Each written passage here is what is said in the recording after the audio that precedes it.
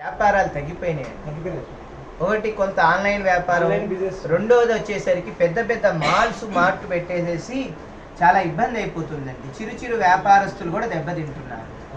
అంటే ఇప్పుడు Colgate company, Pond's company, Wipro company, Hindustan Lever companies ఏవైతే ఉన్నాయో ఆ ప్రొడక్ట్స్ మాల్స్ వాళ్ళు ప్రారంభంలో పెట్టి అది అందరికి అలవాటు చేసి క్రమక్రమేణా ఏం చేస్తున్నారంటే వాళ్ళ సొంత ప్రొడక్ట్స్ తయారు చేసి పెడుతున్నారు. ఇప్పుడు వాళ్ళు అంటే వాళ్ళ ప్రోడక్ట్ని అలవాటు చేస్తున్నారు. అంటే కొంత కాలానికి ఆ ప్రోడక్ట్స్ కూడా ఆగిపోతాయి.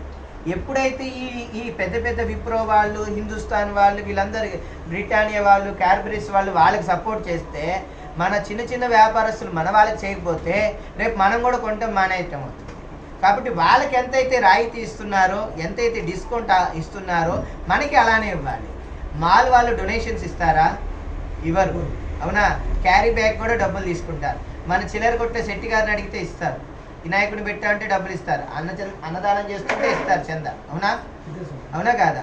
ఒక కిరాణా షాప్కి వెళ్ళి చింతపండు, పంచదార, కందిపప్పు, కారం 4 రకాల ఐటమ్స్ తీసుకున్నాం. అలా వస్తూ నిమ్మకాయలు కనిపిస్తే నిమ్మకాయలు కొన్నాం, తమలపాకులు కనిపిస్తే తమలపాకులు, పూలు కనిపిస్తే పూలు, కొత్తిమీర కట్ట 10 రూపాయలని అమ్ముతున్నారు, 5 రూపాయలని అమ్ముతున్నారు. మనకు అవసరం లేదు కానీ తాజాగా ఉన్నాయని కొన్నాం. అంటే ఇన్ని కొన్నాం. వీటిలో పళ్ళు కనిపిస్తే మంచిగా ఉంటే అవి 4 కొనుక్కున్నాం. అంటే ఒక కిరాణా షాప్లో ఉన్న ఆయన దగ్గర కొంటే ఎంతమంది తిన్నారు చెప్పండి? ఇక్కడ ఒక సుమారు 6 డజన్ మంది పైన. ఒక పినీస్ కావాలన్నప్పుడు పినీస్కి వెళ్తే అక్కడికి వెళ్తే ఒక పినీస్ మలుతాడు, ఏదో ఒకటి బొట్టు పిల్లడి తాడు, వాళ్ళు కుంకుమ ఏదో తిలకం అంటే తిలకం కొనుక్కొస్తారు. ఎన్ని షాపు వాళ్ళు బాగుపడుతున్నారండి? మళ్ళీ దాంట్లో పనిచేసే వాళ్ళు ఎంతమంది బాగుపడుతున్నారండి? అవునా? ఈ షాపుల వాళ్ళు ఎవరైనా మనకు కష్టం వచ్చినా, వాళ్ళకి కష్టం వచ్చినా సహాయం చేస్తారు, అరువిస్తారు, అప్పిస్తారు. అవునా? మళ్ళీ పళ్ళు ఇక్కడ మీరు డజన్ కొన్నాక ఇంకోటి ఇమ్మంటే ఇస్తారు. పూలు ఇలా కొలిసినాక ఇంకో అంత జానెడు ఇస్తారు, విడి పూలు ఇస్తారు. కూరగాయల షాపులో కొన్నాక వంకాయలు కిలో మీద 2 ఇమ్మన్నా ఇస్తారు. అన్నీ కొన్నాక పచ్చిమిరపకాయలు వేస్తారు, కరివేపాకు రబ్బేస్తారు. మాల్ వాళ్ళు ఇస్తారా? ఎందుకు అటు వెళ్తున్నారు? ఎప్పుడు కూరగాయల మార్కెట్లో తాజాగా ఉంటాయి కూరగాయలు. అవునా? అవి ఎప్పటి నుంచో ఉంటాయి, తెలియదు. అక్కడ 20 గ్రాములు కాదు, 1 గ్రామ్ వేసినా డబ్బు కట్టేయాలి. ఇక్కడ 20 కాదు, 10 గ్రాములు, 20 గ్రాములు, 50 గ్రాములు ఎక్స్ట్రా ఉన్నా కూడా తీసుకెళ్ళండి సేటు గారు, ఎప్పుడు వచ్చేవాళ్ళు కానివ్వండి మీదేమిటి. వాళ్ళు కూడా అనిపిస్తారే మనకి. అవునా? ఈ మధ్యలో దాహంగా ఉంటే అంత మజ్జిగో ఏదో సోడానో ఏదో సుగంధో తాగుతారు. వాళ్ళు బతుకుతున్నారుగా. అవునా? చెప్పండి, ఎంతమంది బతుకుతున్నారు? మిఠాయి కొట్టు కనిపిస్తే మిఠాయి కొంటాం. వాళ్ళు బతుకుతున్నారా లేదా చెప్పండి?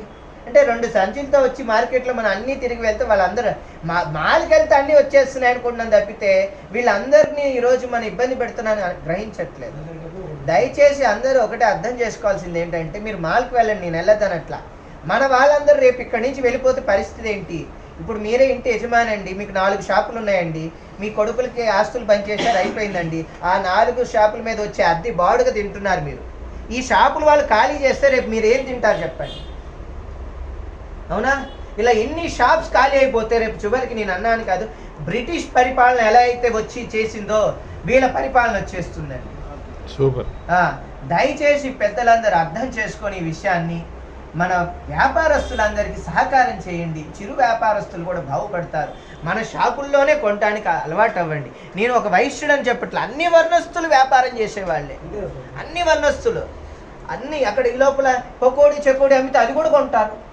అవునా? వాళ్ళు బతుకుతున్నారుగా. ఇప్పుడు అక్కడికి వెళ్తే ఏమి ఆవు పీడలు కూడా అమ్ముతుంటే అక్కడ ఏంటండి? రేపు కొన్నాళ్ళు అయితే బంగారం కూడా అమ్మేస్తారు, బట్టలు అమ్మేస్తున్నారు, ఎలక్ట్రిక్ సామాన్లు అమ్మేస్తున్నారు, శానిటరీ సామాన్లు, మేపులు కూడా అమ్మేసే రోజులు వచ్చేస్తాయి రేపు. వీళ్ళందరూ ఏమైపోతారు? మేము ఎన్ని పూజలు చేసినా, ఎన్ని యజ్ఞాలు చేసినా, ఎన్ని ప్రవచనాలు చెప్పినా, మమ్మల్ని తీసుకెళ్ళి మీరు ఏ కార్యక్రమాలు చేస్తున్నా మీరు ఉండబట్టే మేము అన్నీ చేస్తున్నాం. మీరు అవన్నీ చేయకపోతే మేమేం చేయగలుగుతాం చెప్పండి? మేము ధ్యానం చేసుకుంటాం, జపం చేసుకోవడం మా వరకు. అందరికీ పంచగలమా? పంచలేము.